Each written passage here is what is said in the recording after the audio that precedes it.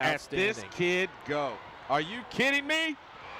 Nearly stepped out of bounds. That's the kind of run you need. He just wanted that. He did. But New Albany's got a player down holding his knee. That is man. 67. Come on, Nick Lynch. Come on, Nicky. There you go. Get up, buddy. Man. He was feeling it there for a second, but then the adrenaline kicks in. But how about Scooty Middleton? Looky here. It's just athleticism. Nick may need to take a breather here. Bloop. Mr. Referee, would you mind getting out of our camera shot? Because that would have been perfect. I am not happy with Mr. Referee. Goodness. Good work. Biggest play of the night for New Albany. Yeah, they moved the ball down into the opponent's territory. A 36-yard pickup on that one. They're on the 34 of Castle. Well, we'll give it to Scooty again. Back to him. He just ran hard. Well, picked up another 3 on the play. It'll be 2nd and 7. How about we have a penalty on the play, so we'll hold off. See what the call is. Could be holding that flag position. Yeah, that we'll let the ref tell us. Does stop the clock. Let's all talk. A few biggins. Logan Menier, sophomore, number 95 in the game for Castle. Number 40's personal foul. John Montgomery. Got a personal foul on White, contact to the helmet, 15 yards. Repeat first down. So how did that happen? Personal foul, White, contact to the helmet is the call. Then move the ball way back. Guess so. Tristan Capps, sophomore on that defensive line. Bo Brinkman, a freshman, Michael. A freshman defensive end for Castle. And we're going to hold up play as the referee wants to have another conversation with the side judge. Dude, there's a lot of sophomores on the field right now. For which team? Castle. For Logan Girzini.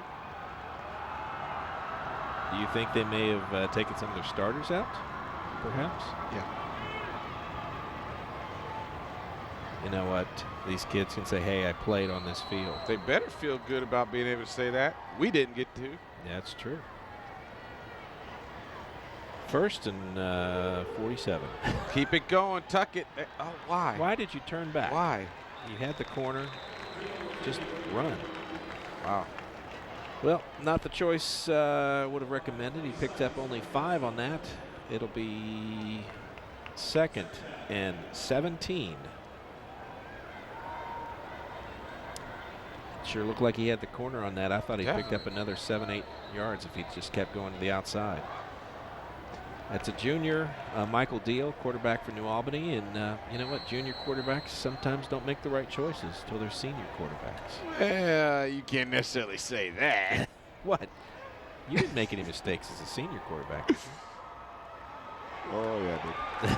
Collision in the backfield. Man. Castle read that play. It's going to be 3rd and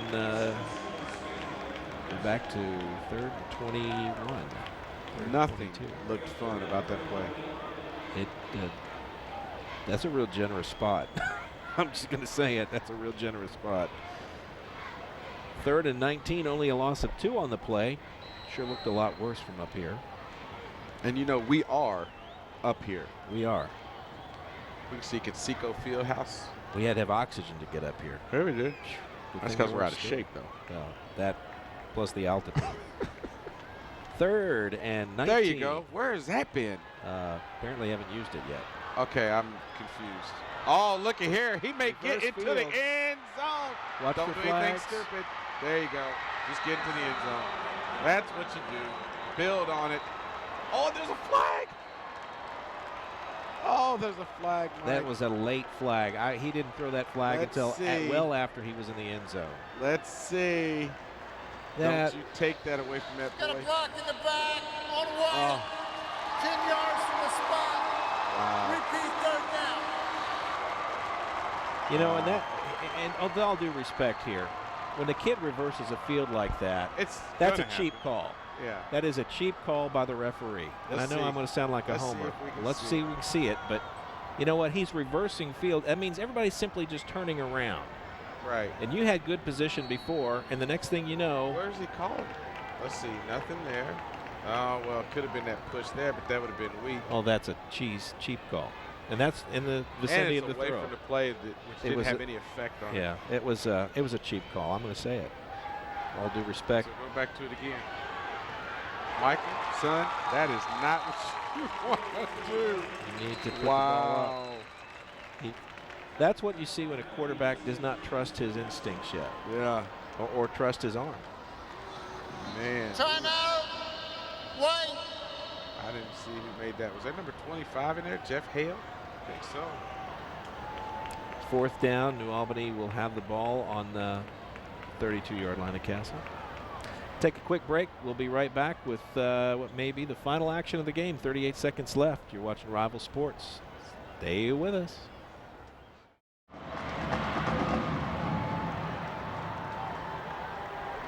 Rival Sports coverage of Kentuckiana High School football. This one has been all Castle. The All Knights running away with it 45-0. New Albany had a score, and it was called back for a penalty on this drive. 4th down and 7. Mike Deal back to pass and just overthrows a wide open receiver in number 19. That was Greg Webb, and just threw it way too high. Say what? Good play, though. It was the right play. It was a definitely the first right down. play. It would have been a first down and about a 20-yard pickup. But See if we can get a little kneel down and call it a day. and that's going to wrap things up, looks like. New Albany's last effort to get that goose egg off the board, and it will be for naught. Yeah, it's just unfortunate they weren't able to capitalize on that nice play. Well, that was an outstanding effort. I mean, that was an outstanding effort. Reversing field, crossing over. How about this? First snap for Jordan Arterbury, backup quarterback, and he's gonna hand it off. That's a risky play. Yeah, just do a kneel down, kids. Even if you don't, even if you lose the ball to a fumble, it's really kind of academic at this point. Mark Juan Hanen. I don't know if that's how you pronounce it, but that's how I'm pronouncing it. And the clock ticks down on the end of this one.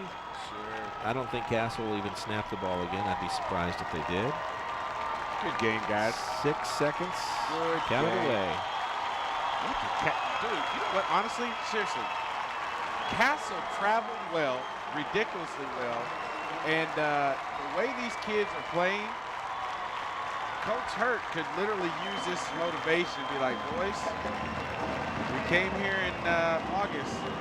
Let's come back in November. My. Well, congratulations to the Castle Knights. They put up another victory in the win column. They're now 2-0. First game, 44-0. This one, 45. I see a trend developing. Yes. For New Albany, it's back to the drawing board. We've discovered some weakness there on defense. They've got some things they need to learn and work on. And they'll take it, try to get Charlie Fields his first win next week. But Chris, we're going to take a quick break, and we'll come back, and we may, because of the nature of this event, not be able to get down to the field to do a wrap-up, and maybe we'll just do an on-camera or an on-mic wrap-up from the booth. I can parachute down. That'd be about the only way. It look like one of the Golden Knights coming in. Yeah, for sure. Well, we're going to wrap it up. We'll be right back in just a moment, folks. Stay with us.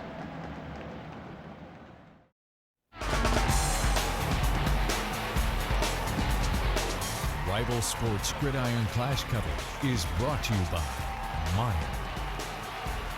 Dr. Black's Eye Associates, Jenkins Family Dentistry, Bowles Mattress Company, PNC Bank, Psychomania Theater of Terror, and Mack Construction and Excavating Incorporated.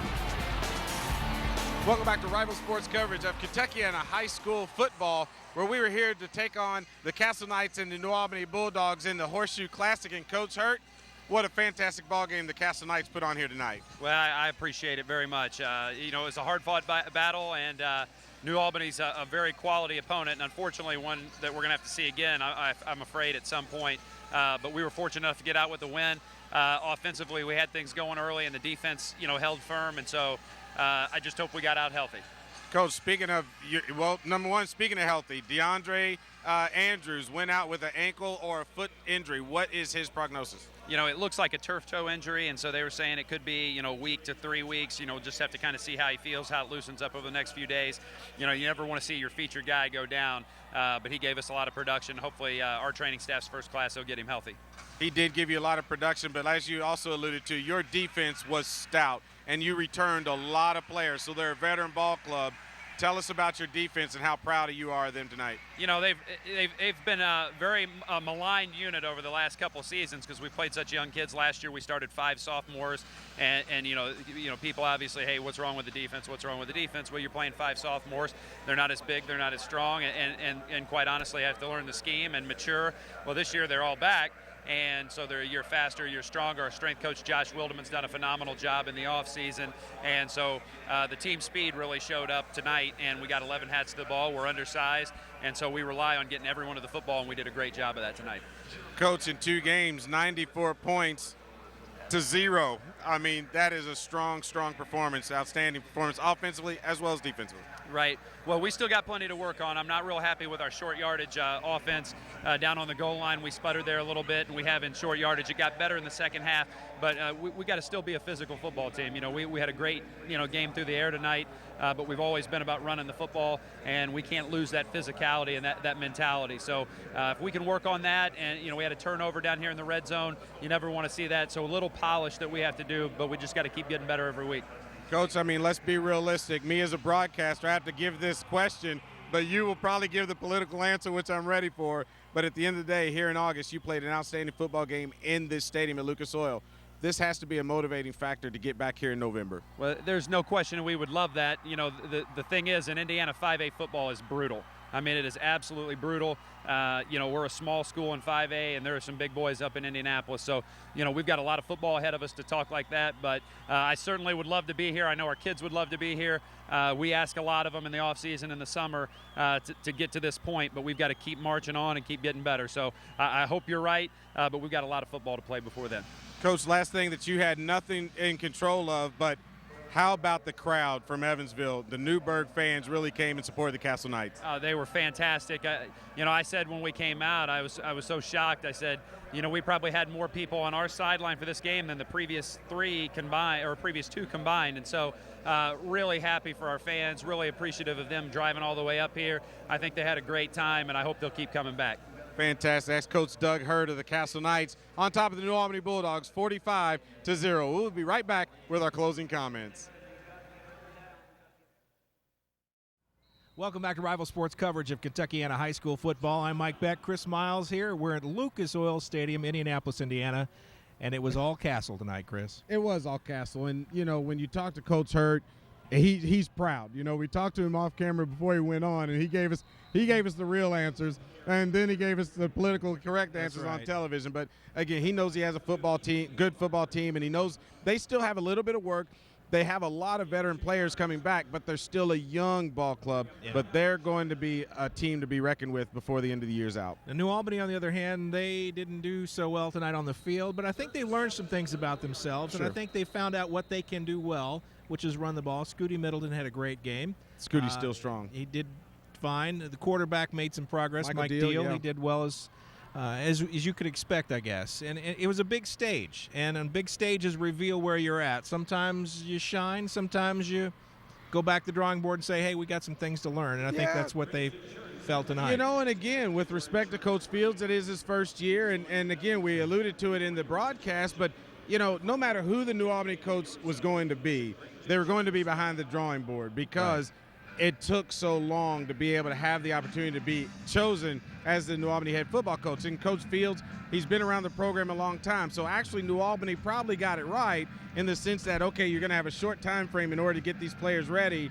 He knows the players. He knew who was coming back. Right. He knew the program. He's been in the system 20-plus years as a coach and a player. So he's probably the more logical choice, and he's just learning. And I certainly wouldn't give up on Coach Charlie Fields yet at all. Well, as you said at the pregame, their years you reload, and there are years that you rebuild. And this is rebuilding. Definitely a rebuilding year. But New Albany's got a lot of things to be proud of, and there's still a long season ahead. They still have 7 more games the regular season. I think they're going to do quite well in conference play. Well, anything can happen. I mean, when you look at Castle last year, they were young. They were 3-6 going in to tournament play, and then they ended up winning the sectional with 3 straight games, and then they lost in the regional final, finishing their year at 6-7. New Albany, on the other hand, last year was 5-6. They had very close games where, I mean, there was 3 games they lost by 1 point.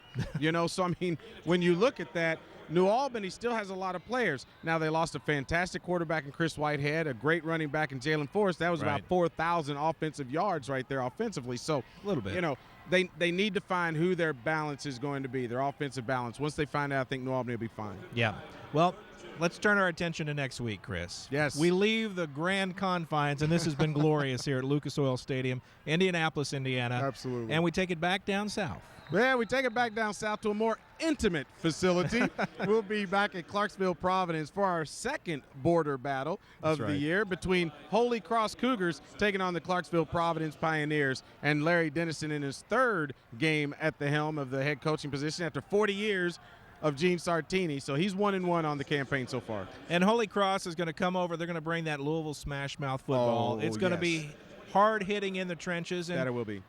It'll be interesting to see how Providence fares against Holy Cross. First time they've played in a while, so yes, it's going to be a new game for both teams.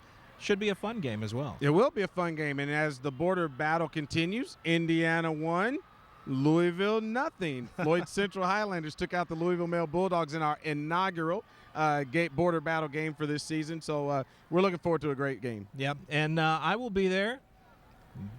I won't be, but we'll certainly have someone that's going to be able to cover all the action for us. So make sure you stay tuned next week for the Kentuckiana border battle between the Holy Cross Cougars taking on the Clarksville Providence Pioneers. Until then, may God bless you and keep you safe. 3 claps, we're ready tonight. 3 claps. 3 claps. 3 claps. 27 years ago, I sat in this locker room just like you guys, on a knee, getting ready to play a game. I walked down the locker room, it still smells the same. It takes you back real quick. One of the things that caught me was how fast 27 years goes by.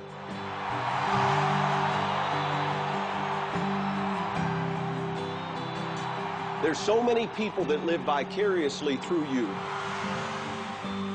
I would give anything tonight to jump in one of these uniforms with you guys. To do something I never had an opportunity to do. My father never saw me play.